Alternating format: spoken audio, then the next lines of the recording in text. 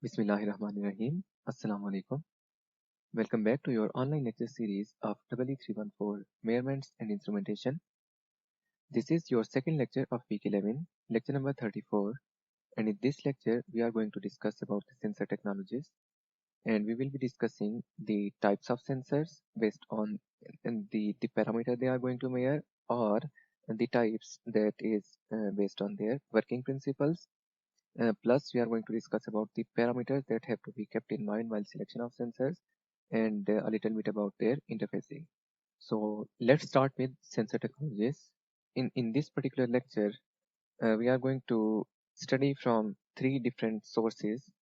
One of them is chapter number 13 of your textbook 1, that by L.N.S. Morris. We will also take some information from a book on mechatronics, sensors and systems, and we are going to discuss the parameters and the working principles of sensors listed in that chapter, and we are going to discuss about the types of sensors and the parameters from another chapter of a book on workshop on reverse engineering. So let's start with your chapter 13 of L.N.S. Morris and see what are uh, the contents that will be covered in this particular chapter, and then we'll move on. So in this chapter, the author is discussing different types of sensors like capacitive sensors, resistive sensors, magnetic sensors, Hall effect, piezoelectric, strain gauges, and so on. And there is no particular information about the sensor parameters or the basis of characterization of these sensors. We'll come back to the portion of L.N.S. Morris later, but we'll start with chapter number 17 of mechatronic systems, and let's see what is the definition of a sensor. So a sensor is a device that, when exposed to a physical phenomena like temperature, displacement, force, light, etc., it produces a proportional output signal to that parameter, and that signal can be in the form of electrical signal, mechanical signal, magnetic signal, or change in color, optical signal, and so on. And to understand the working principle of sensors, we have to get to know what is a transducer, because a transducer is an integral part of a sensor. And a transducer is a device that converts one form of energy into another form of energy. So sensors are transducers that sense one form of energy input and output in a different form of energy. This means that sensors are basically subset of transducers. For example, a thermocouple is a transducer, but a thermocouple can be called a temperature sensor because the input is temperature, it responds to a temperature change, thermal energy, and outputs a proportional change in electromotive force, that is electrical energy. So a thermocouple is a transducer, but it can be called as a sensor as well. There is a wide range of different physical principles that are involved in the operation of sensors. Physical principles on which they operate is often an important factor in choosing a sensor for a given application because of the compatibility of operating conditions. So, as we discussed earlier, that we have hundreds of types of temperature sensors available in the market, but how to select between them for our particular application, that will be defined based on certain parameters, and we are going to discuss them later in this lecture. So sensors can be classified based on many different parameters like their working principles, their measurement objective, whether they are analog or digital, and whether they are active or passive. So what we are going to do is we are going to discuss the classification of sensors based on their working principle and based on their measurement objective. So it's simplest to classify the sensors based on their measurement objective. So here is a table that has been taken from your chapter 17 of mechatronic system, and in this the author has classified the sensors based on their measurement objective. That is the simplest approach, and that is the easiest one to understand. So let's start with that.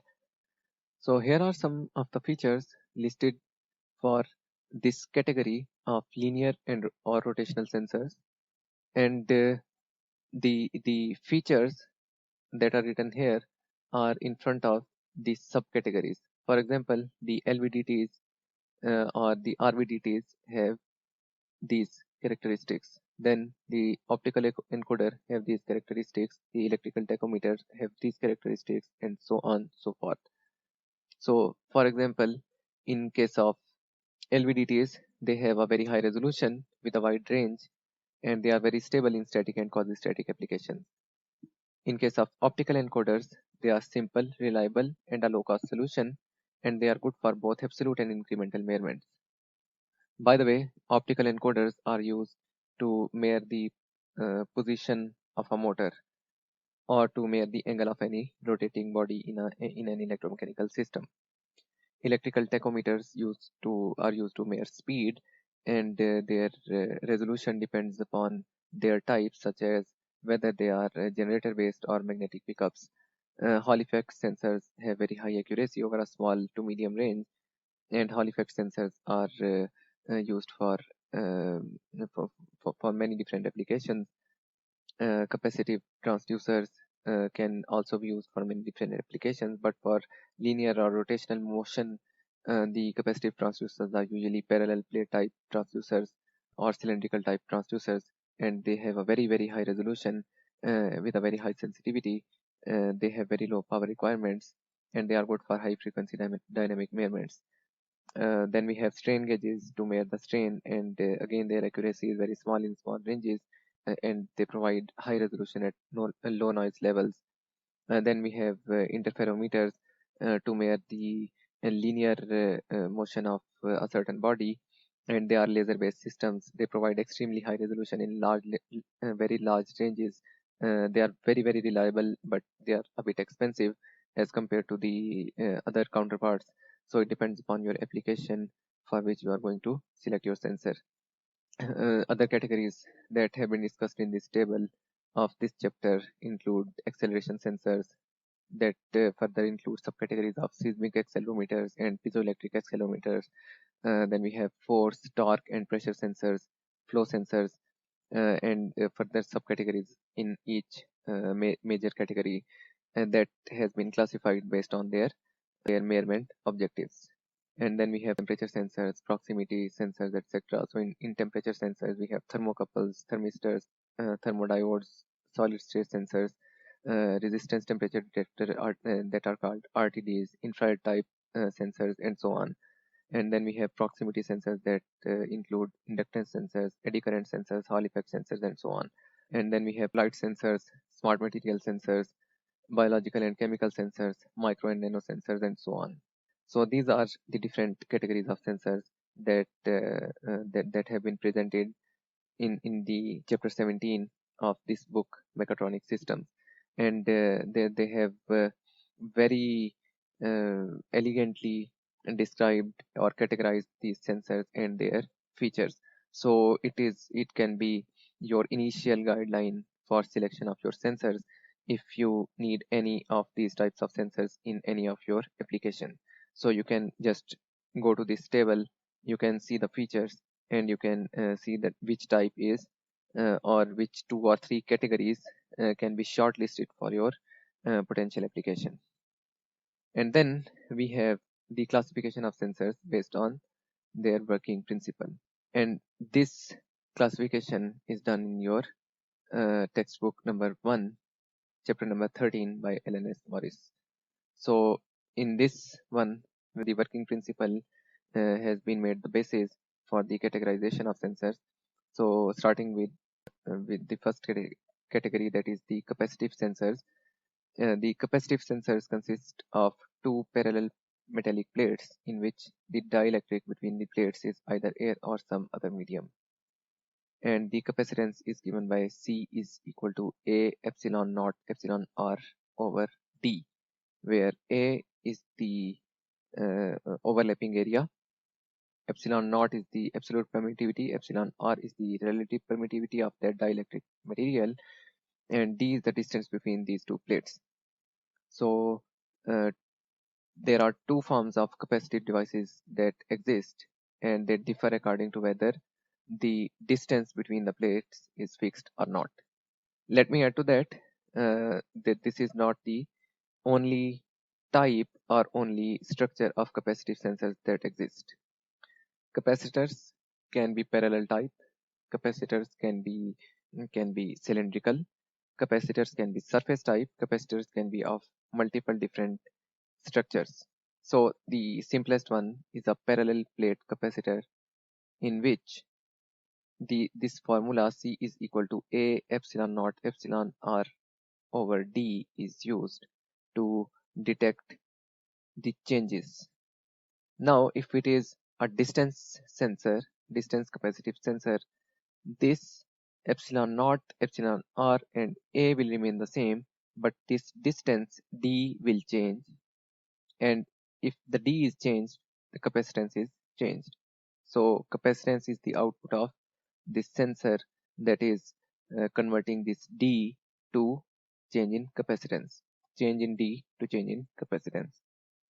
There are some other types of displacement sensors in which again it is a parallel plate type capacitor, but rather than these plates,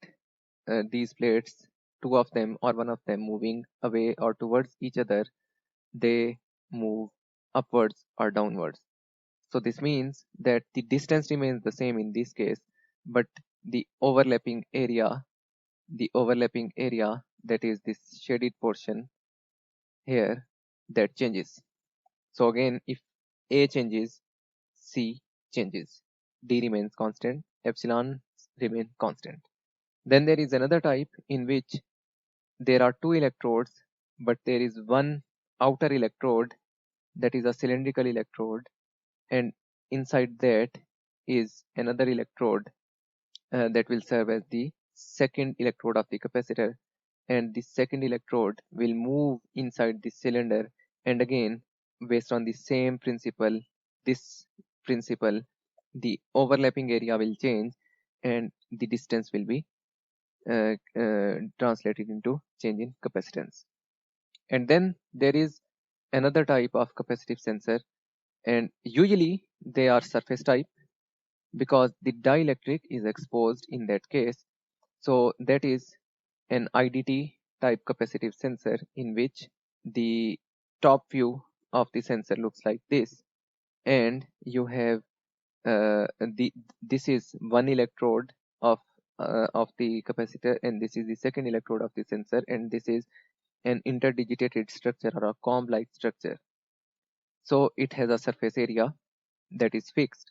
The distance between these electrodes are fixed, and on top of that and in between these electrodes is the dielectric material that is coated onto this. So that dielectric material has some relative permittivity epsilon r. That relative permittivity epsilon r is dependent upon certain environmental parameters, for instance humidity. So that sensor is coated with a hydrophilic polymer. What is hydrophilic? Hydro is water and philic means attraction. So some polymer that is that has affinity for water, that can absorb water. And the epsilon r, the relative permittivity of that particular polymer with no water vapors absorbed inside that is already known. But when water level starts getting into that polymer and starts being absorbed into that polymer, the relative permittivity of the overall active layer or the sensing layer changes. And we know that if any of these four parameters change, the result will be a change in capacitance. So epsilon naught cannot change because it is the absolute permittivity. So either epsilon r, a or d can change. And in this case, the changing parameter that results in change in capacitance is the epsilon r, because water has a known relative permittivity.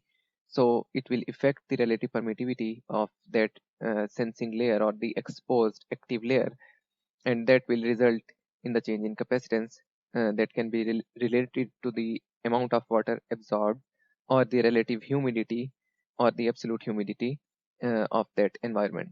So we just saw that capacitive type sensors can be used to measure humidity, temperature, and translation motion, rotational motion, and even sliding motion, and so on. So there are multiple types of sensors that are present in the category of capacitive sensors. And then we have resistive sensors. These are the most common type of sensors that are present around us.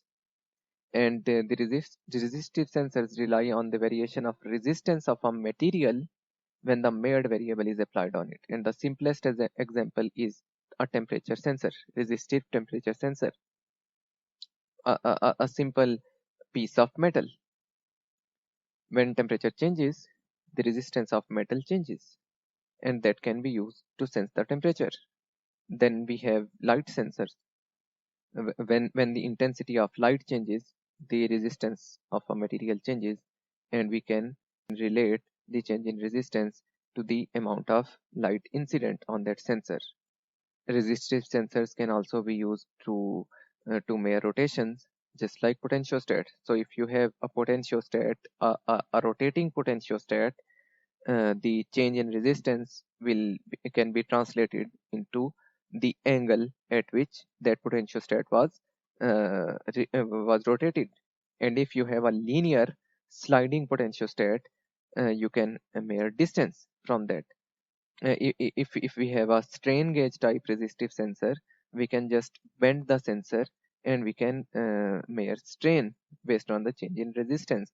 So there are hundreds of types of resistive sensors, but the basic principle is the change in our target parameter will result in the change in resistance of that particular sensor. So capacitive and resistive sensors are the most common two types of the sensors, or the most common two categories of sensors based on their working principle. And then we have magnetic sensors that utilize the magnetic phenomena of inductance, reluctance, eddy currents, or anything for that instant related to electromagnetism, and it measures the target quantity that is usually in the form of some displacement, or maybe to measure electrical signals like currents and so on. So the contactless current sensor will be using electromagnetic induction to measure the amount of current flowing through a conductor. Then we have piezoelectric sensors and piezoresistive sensors. Piezoelectric transducers produce an output voltage when a force is applied to them, and they can also operate in reverse mode when an applied voltage produces an output force. So they can be used as sensors, and they can be used as actuators, and that's why we have written the word transducers here, not sensors. So these transducers convert one form of energy into another form of energy. And the working principle of these piezoelectric transducers is that they have asymmetrical lattice molecules that distorts when a mechanical force is applied to it. And this distortion causes a reorientation of electrical charges within that material at microscopic level, at atomic or molecular level. And that results in a relative displacement of positive and negative charges in the material that is detected as a voltage output through some electrodes. So in case of piezoresistive sensors, the piezoresistive sensors are made of some semiconductor materials in which a p-type region has been diffused into an n-type base. The resistance of this varies greatly when the sensor is compressed or stretched, and this is used frequently as a strain gauge. So now we have to differentiate between simple resistive sensors and piezoresistive sensors. In case of simple resistive sensors, the resistance changes based on the change in our target parameter. That can be temperature, displacement, force, or anything. But the working principle is that the material being used to fabricate that sensors is a simple resistive material. It has some electrical resistance and that's it. But in case of piezoresistive sensors, they are made of semiconducting materials, not just some resistive materials. And again, in those semiconductive materials, they have a specific arrangement and a specific structure in which a p-type region is diffused into an n-type base. And doing that at molecular level, the resistance will respond to compression and stretching, not to temperature. It will respond to changes in temperature also, but mostly by diffusing these two types of materials together, they respond with very high sensitivity to compression and stretching, and that is why they are called piezoresistive sensors. Piezo means pressure or force. So they are different from piezoelectric transducers, where of pressure results in voltage. In case of piezoresistive sensors, a pressure results in a change in resistance, a very huge change in resistance. And then we have strain gauges that are usually simple resistive sensors, but they can be made of different composite materials. They can also be piezoresistive materials. Some other types of sensors include optical sensors, and optical sensors are based on the change in properties of transmitted light between a light source and a light detector, and the change in properties is based on the environmental parameters that are changing. So there are optical fiber based optical sensors, photoconductive devices, photovoltaic devices that are solar cells, photodiodes, phototransistors, etc. And the parameters of light that are affected and that are measured as a change can be the intensity of light, the phase of light, polarization, wavelength, transit time, etc.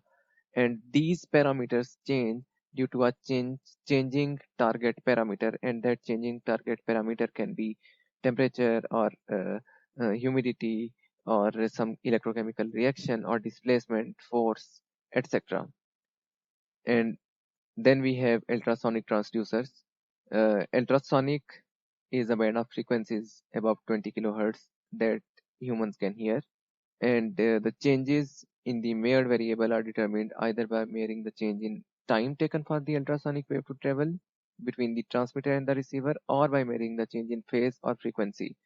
So in ultrasonic transducers, your signal is a sound signal rather than a light signal, and the medium is not optical fiber, but the medium can be some solid, liquid, or gas. And then finally we have Hall effect sensors, and they can be used to measure a variety of things. But what is the working principle of Hall effect sensors? Hall effect, that effect itself is the production of a voltage across an electrical conductor, transfers to an electrical current in the conductor and to an applied magnetic field that is perpendicular to the current. And it was discovered by Edwin Hall, so after his name, the effect was called Hall effect. And it can be explained by this figure. So here we have a current carrying conductor, and a current I is passing through this conductor. And we have a magnetic field Bz that is being applied to this current carrying conductor perpendicularly. So the current is traveling in x direction. Here you can see the axis. This is the z axis, this is the x axis, and this is the y axis. So the current is traveling in the x axis. The magnetic field is being provided in the z axis, in the z direction, so that is perpendicular to the current. So how does this applied magnetic field and this passing current through this plate or this current carrying conductor produces a voltage difference across this conductor? So initially the electrons follow the curved arrow, this arrow. They were trying to travel in a straight line in this dotted line, in this dotted line, in this direction due to the applied electric field. But due to the applied magnetic field, if we use the right hand rule, the electrons will try to follow this curved path initially. At some distance from the current introducing contacts, the electrons pile up on the left side here and deplete from the right side. So here is a negative charge and here is a positive charge because the electrons are moving in a curved path, which creates an electric field Ey. This electric field, due to the accumulation of electrons that are flowing in a curved path, is produced. And this electric field will result in this VH. VH is negative for some semiconductors where holes appear to flow. In steady state, Ey will be strong enough to exactly cancel out the magnetic force.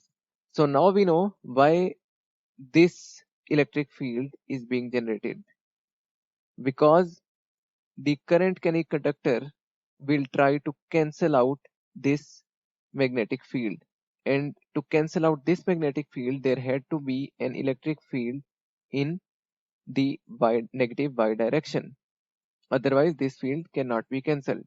So thus, if after this field this Ey and Bz are cancelled, after that the electrons will start following the straight path. And these Hall effect sensors are usually used to actually measure the magnetic field.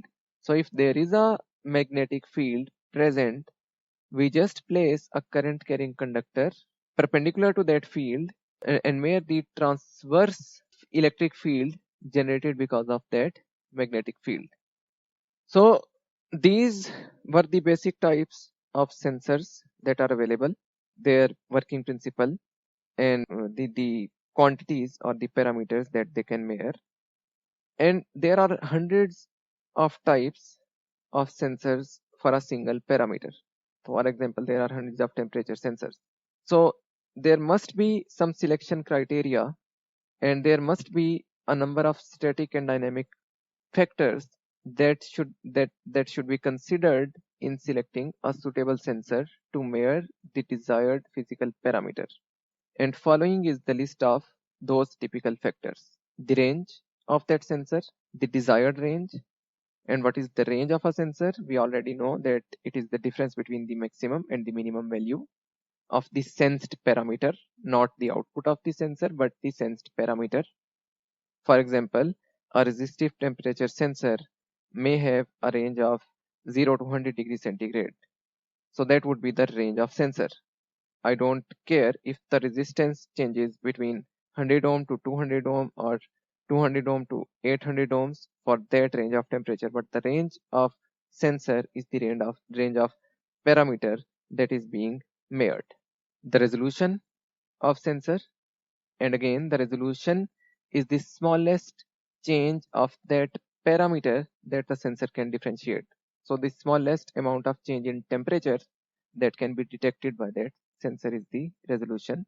Accuracy, the difference between the measured value and the true value. Precision, we already discussed that. Sensitivity is slope in case of linear sensors, the ratio of change in output to the unit change of input. Zero offset, either a zero or a non-zero value for of output for zero input. Linearity, zero drift, sensitivity drift, response time, the time lag between input and output. Bandwidth, frequency at which the output magnitude drops by 3 dB if the sensor is an AC, operates at an AC signal. Resonance, the operating temperature, the range in which the sensor can perform as specified. The environmental conditions, with operating temperature you can add the operating humidity as well, and the operating pressure as well, atmospheric pressure. Deadband, if there is any deadband in the sensor output, and the signal to noise ratio. So choosing a sensor that satisfies all of the above to the desired specification is really, really difficult. So there has to be made a compromise or a trade-off between some of these parameters. So you have to take a system level approach when selecting a sensor, and you have to avoid choosing a sensor in isolation of the system that you are going to use that sensor in. So that system will be crucial in selection of your sensor.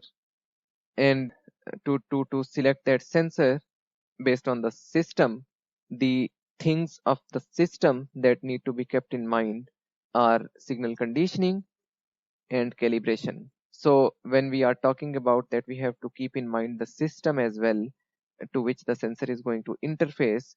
We have to know what kind of signals that system is dealing in. Either they are voltage signals or current signals or pneumatic signals or optical signals, and then choose a sensor accordingly that fits the system requirements best and that is easy to interface with that system.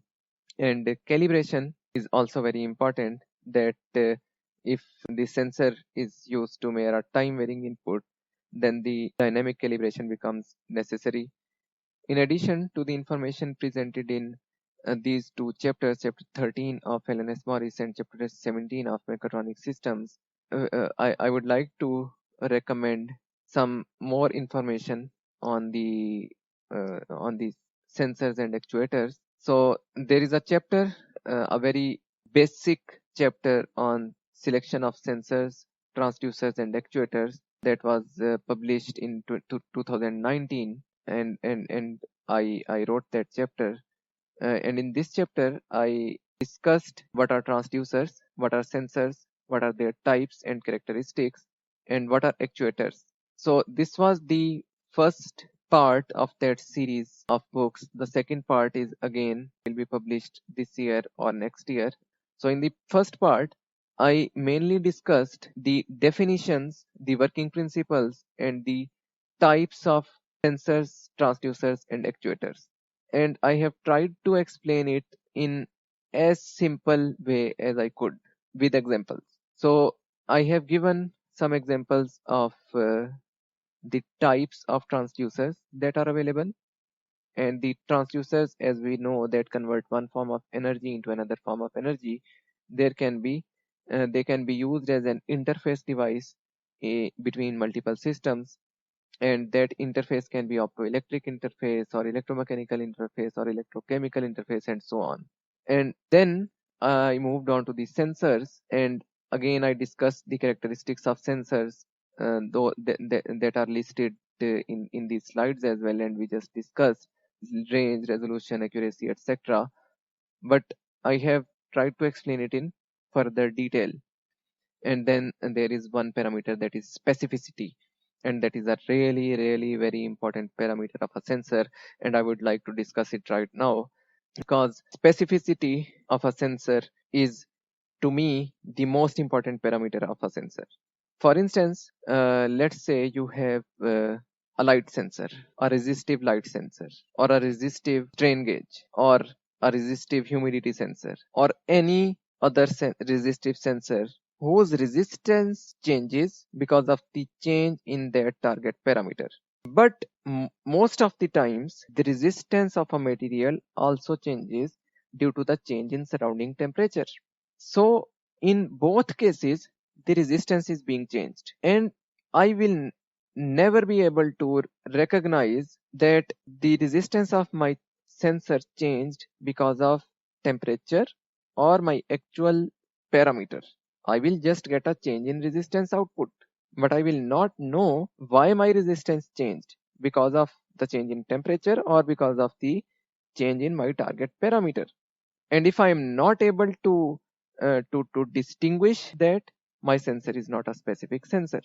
In ideal case, the output of my sensor should change only due to my target parameter and nothing else.